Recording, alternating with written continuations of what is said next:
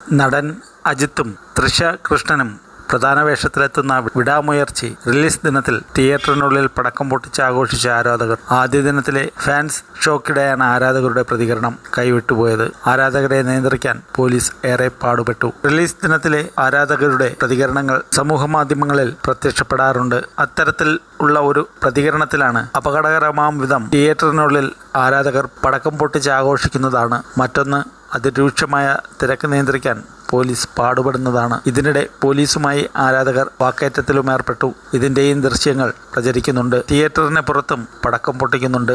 ആളുകൾ തിങ്ങിക്കൂടിയ തിയേറ്ററിനുള്ളിൽ പടക്കം പൊട്ടിച്ചതിനെതിരെ വലിയ വിമർശനമാണ് ഉയരുന്നത്. ആരാധനയുടെ പേരിൽ എന്തും ചെയ്യാമെന്നാണോ എന്നാണ് ചിലർ പ്രതികരിച്ചിരിക്കുന്നത്. ചിത്രത്തിലെ പാട്ടുരംഗത്തിനൊപ്പം ആരാധകർ ഡാൻസ് ചെയ്യുന്നതിൻ്റെ രസകരമായ വീഡിയോയും പുറത്തു വന്നിട്ടുണ്ട്.